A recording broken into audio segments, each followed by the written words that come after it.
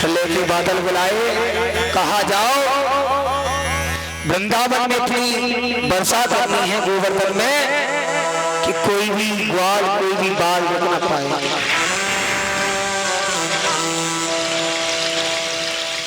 बादल और प्रलय के बादल भी अलग अलग होते हैं। प्रलय के बादल तो इतने भयंकर होते हैं कि उनके समक्ष कुछ बचता ही नहीं। बारिश होने लगी, सभी ग्वाल बाल देखने, कन्हैया ए कन्हैया, लाला लाला बारिश होने लगी, अब तो तू बचा ले, हमें अब कोई सहारा नहीं है।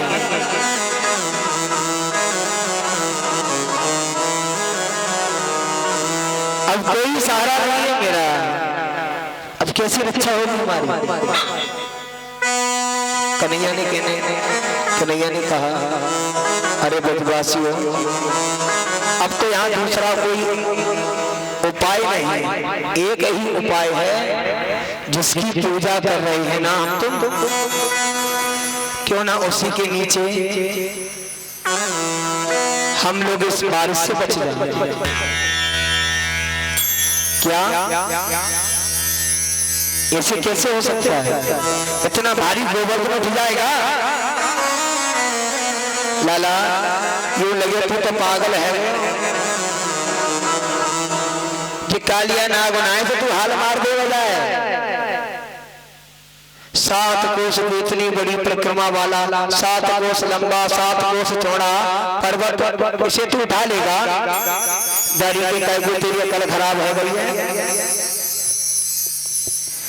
कुछ कह रहे देख, कुछ ना कुछ तो व्यक्ति बना ही रहा है कृष्ण, और तू कहता है कि बुद्धि खराब हो गई है, पगला गया है। उन्होंने कृष्ण ने कहा कि भैया देखो मैं उठा तो दूं, थोड़ी थोड़ी मेरी सब मदद कर देते हो। जो गोवर्धन पर्वत है ना,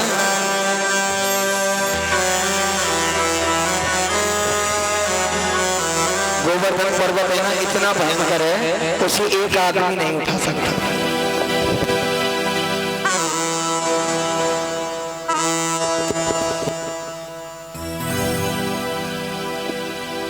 कोई एक व्यक्ति गोवर्धन को नहीं उठा सकता।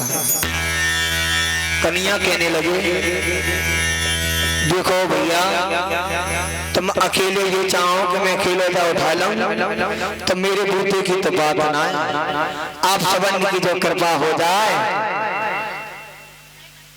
ताकि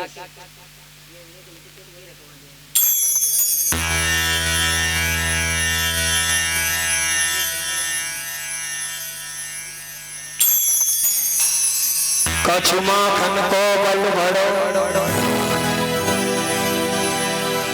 कन्हैया ने कहा था, जब गोवर्धन उठाया था ना, कन्हैया ने क्या किया, अपने बाएं हाथ की सबसे छोटी वाली उंगली पे, सबसे छोटी वाली उंगली पे पर्वत को उठा लिया। अब तो भैया हमारी दुकान सवेरे चालू है। सबसे छोटी वाली उंगली पर पर्वत को उठा लिया। सभी ग्वालों से कहा, भैया अपनी अपनी लाठी में लगा ले, ऐसा ना हो मेरी मामूली सी उंगली है, कहीं टूट गई तो वैसी व्यवस्था बिगड़ जाएगी। ग्वाल कहने लगे, कन्हैया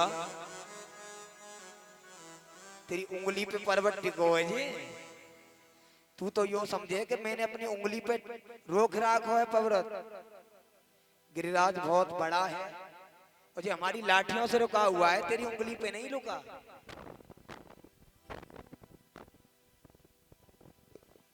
कृष्ण ने कहा कि इनको अभिमान हो गया।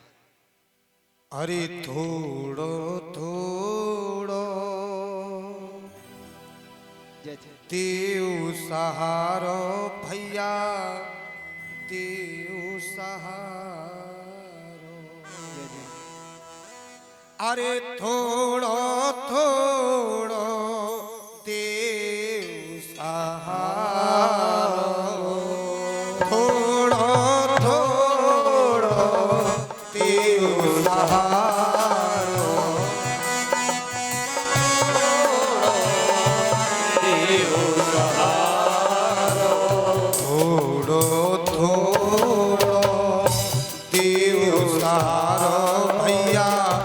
देव सहारो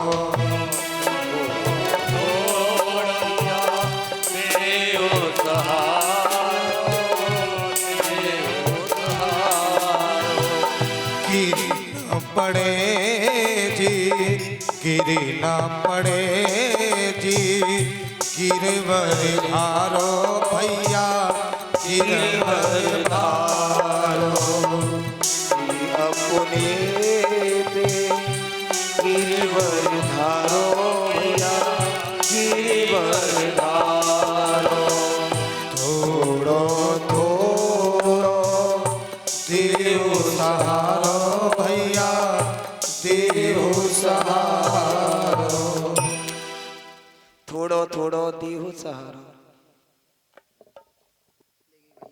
भैया हमारी तो चले गई जो देख लो 3-4 दिन तो कैमरा लगाएगा कि चले दुकान तभी चलो।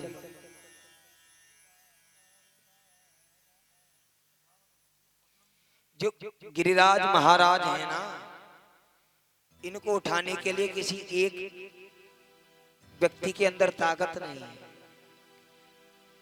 सभी ने अपना अपना सहारा लगाया, गिरिराज को उठा लिया।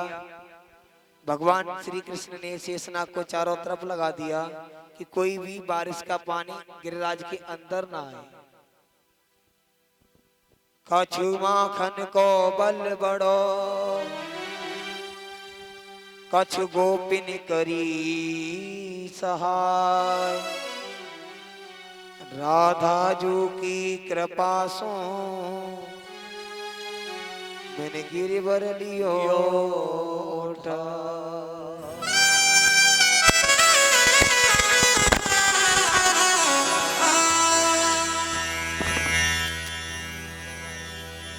कछु माखन को बल बढ़ो कछु गोपिन कली सहाय, राधा जू की कृपा सु मैंने गिरिवर लयो उठा। महाराज गोवर्धन पर्वत और कुछ नहीं, यही गोवर्धन पर्वत है। ये जो पर्वत है ना, ये श्रीमद् भागवत महापुराण है, यही गोवर्धन पर्वत है। कछु माखन को बल बढ़ो कछु गोपिन करी सहाय, किसी एक के करने से कभी ये पूरा नहीं हो सकता। राधा जो की कृपा सो मैंने गिरिवर लियो उठा।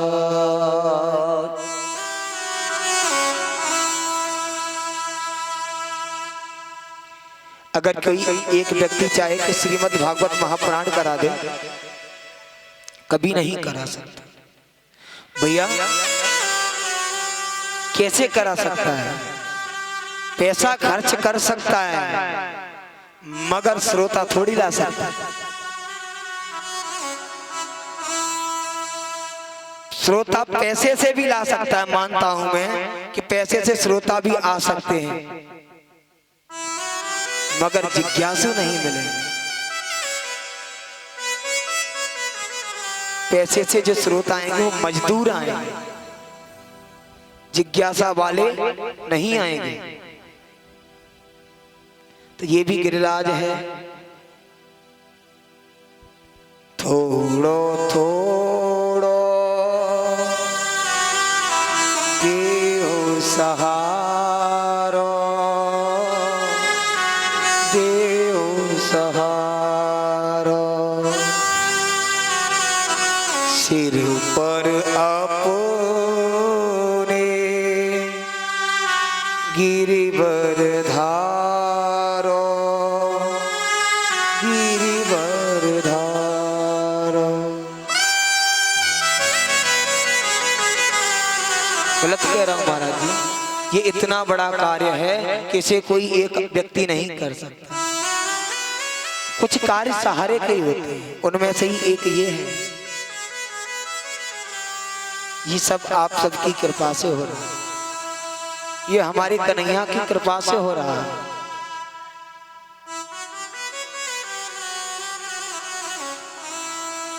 सात दिन सात रात मूसलाधार बारिश हुई, चारों तरफ जल ही जल दिख रहा था। और उससे ही एक गंगा बनी है।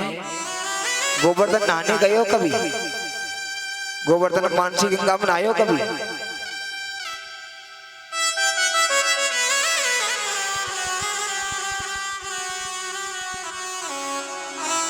टोटी चल रही है, 7 दिन 7 रात मूसलाधार बारिश में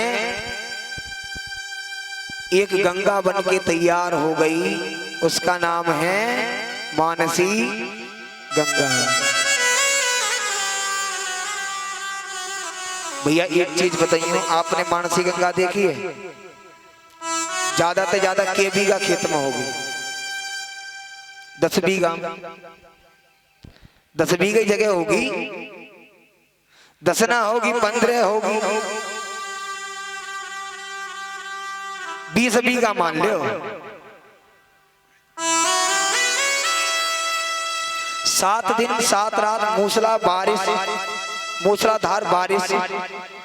अगर हमारे तुम्हारे यहाँ 1 घंटा भी बारिश मन लगा करके हो जाए तो कोलामई और जैनामई की रास्ता ना मिलती।